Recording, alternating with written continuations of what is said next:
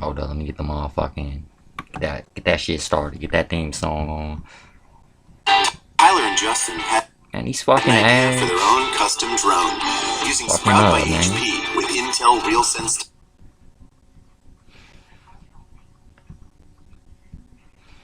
Alright, here we go. Here we go. Yeah, that real shit, son. In the sky. Come on! I can go twice as high. Let's get it on! Take a look Nigga! in a book. My nigga! Reading rainbow. You think it's a game? I can go anywhere. Suck my dick!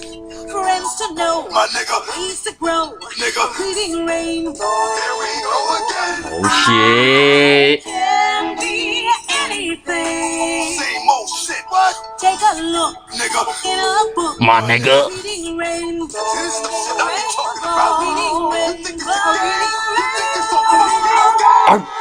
Oh. What you really want? What you really want? Bad or down? Oh shit. Oh shit. Oh shit. It's your boy Weazy. And he back again, motherfuckers. With that motherfucking story time, niggas. We back up in this shit. Hell yeah, niggas. And you know, man, I know it's been a long time, but we back at it again, though. We picking up these books. We staying out these streets, man. You know, we doing something positive for once in a lifetime. You know what I'm saying? Because we gotta read these motherfucking books. So my niggas, remember, put down your guns and pick up your books. Be a scholar and don't be a crook. Alright, but anyways, though, my motherfuckers, guess what we reading today, yo? We reading the narrative of the life of Frederick Douglass, a abolitionist, a revolutionist, a uplifter, a motivator, my nigga, Frederick R. Douglass, my niggas. Let's go, man. Let's go. We about to get into this shit, because I'm hyped, yo. I'm turned up. I'm ready to read this motherfucking book. So what I'm gonna do, right? Your boy Weazy gonna open up this motherfucking book. We gonna read a few pages. Then we bouncing out this bitch, yo. That's how we do it up in here, yo. So let's go and do this shit. Okay. Oh shit, I'm nervous. I ain't done this shit in a while. God damn. Well, here we go, though. The bitterest time of my slavery occurred during the first 6 months I lived with Covey. We worked in all weather. It was never too hot or too cold. It could never rain, blow, hail, or snow. Too hard for us to work in the fields. The longest days were too short for Covey, and the shortest nights too long for him.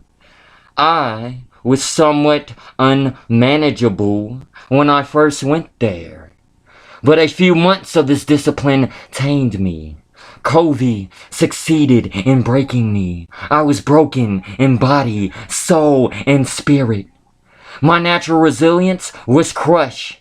My intellect weakened. My desire to read vanished. The cheerful spark in my eye died away. The dark night of slavery closed in upon me, and I was transformed from a man to a brute. I'm gonna turn this motherfucking page now, my niggas. Now we're gonna read the background note about this book. So we gonna get into that now. A background note about the book. Slavery has existed in many parts of the world since ancient times, but in the American colonies, the enslavement of Africans began in the 1600s. Many of America's founding fathers, including Thomas Jefferson and George Washington, were slave owners. How fucked up of you, Tom and George, but we're gonna continue reading. Where was it? Oh yes, Thomas Jefferson and George Washington were slave owners. Although both men came to believe that slavery was morally wrong, slavery flourished in the southern states, where large cotton and tobacco farms required the labor the labor of many workers. During the American Revolution, 1775 through 1783, many Americans began to turn against slavery, believing it violated the Constitution's promise that all men are created equal. As the 1800s began, Northern abolitionists were starting a crusade to end slavery, while Southerners insisted their right to continue their traditional way of life, which included owning slaves. By the time Frederick Douglass was born, probably in February 1817, slaves made up about a third of the South's population. Most were field hands, aka field niggas, working to raise and harvest crops. Some were house slaves, aka house niggas. Where was I? Oh shit. Oh shit, my fault, y'all. Oh yeah, some were house slaves, aka house niggas, working as servants in their owners' homes. They had no protection under the law of southern states in which they lived. They had no legal right to marry, own property, go to school, vote, testify in court, or earn their freedom.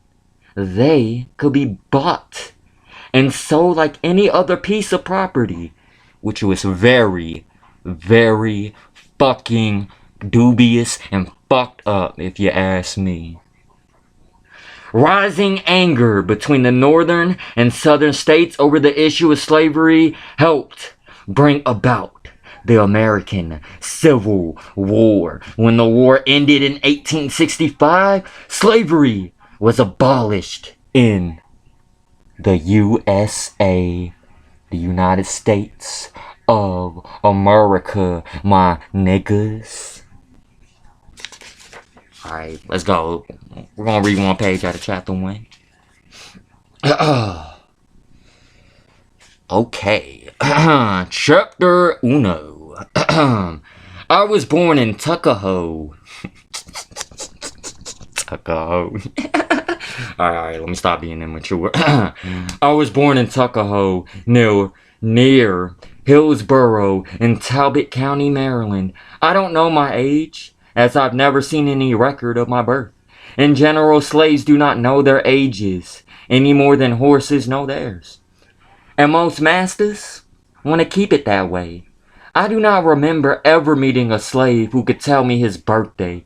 The closest most can tell me is to say they were born in planting time, harvest time, popping cherry time, springtime, or fall time. Not knowing my birthday was a source of unhappiness to me during childhood. The white children knew their ages. Goddamn white people, man, but you know what, fuck it. I did not understand why I should not know mine. I was not allowed to ask my master any questions about it. He thought all such questions from a slave demonstrated a restless spirit.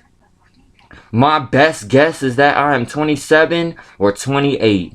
You see, this is pretty fucked up, man. See, back in the slave days, these motherfuckers didn't even know how old they were, when the fuck their birthday was, man. You cold for that. Fucking white folks were enslaving my black folks. But it's all good, though. For now. But where was I? Oh yes, I based this on hearing my master say sometime in 1835 that I was about 17. My mother was named Harriet Bailey. She was the daughter of Isaac and Betsy Bailey. Both of them were colored people and quite dark-skinned. My mother was of a darker complexion than either my grandmother or grandfather. My father was a white man that was admitted by everyone. Many people also whispered that my massa was my father, but I did not know if that is true. My mother and I were separated when I was only a baby, before I was old enough to remember anything about her. It is a common custom in the part of Maryland from which I ran away to separate children and their mothers at a very early age. Frequently before the child has reached its first birthday, its mother is taken away from it. More petty ass bullshit by the white man. God damn it. She is hired out to work on a farm miles away, and the child is placed under the care of a woman who is too old to work in the fields. Why this is done, I do not know, unless it is to interfere with the natural development of affection between the mother and the child. For this is always the result. I saw my mother only 4 or 5 times after that first separation.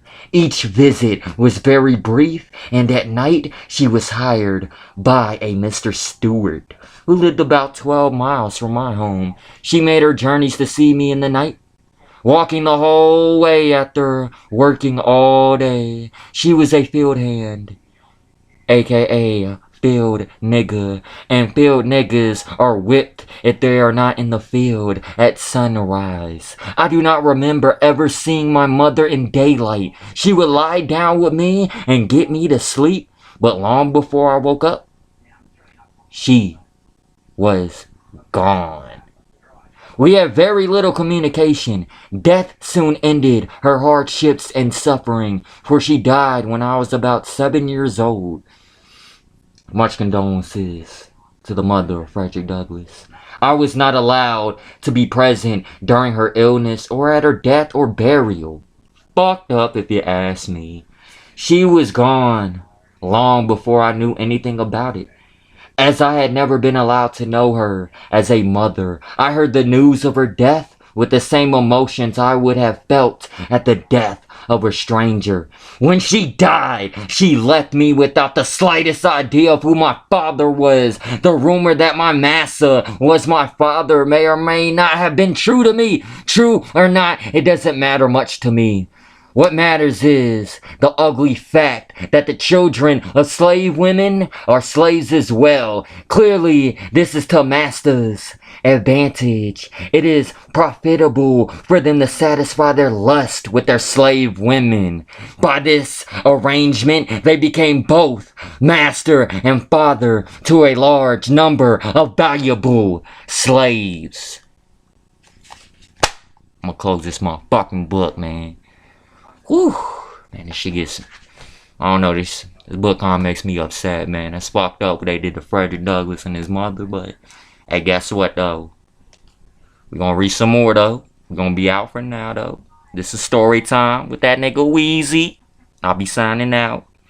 Hey, y'all hit him one more time with that, with the theme song again.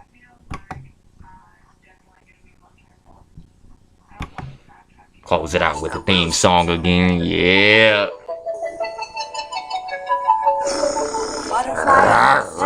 Nigga. Come on, Yeah, come on, niggas. get it on, Take a look. nigga. Thanks for listening to Story Time with your nigga Weazy. Think it's a game? Yeah, y'all niggas think it's a game, nigga? And go anywhere. Go ham on these books, nigga. Friends to know. My Mhm. nigga, Ways to grow. Yeah, my nigga. Reading rainbow. here we go again. I can be anything. Same old shit. What? Take a look Nigga, in a book. my It's in nigga. the book, nigga. This is the shit I be talking Mhm. Think it's a game? Yeah, this ain't no fucking game, nigga.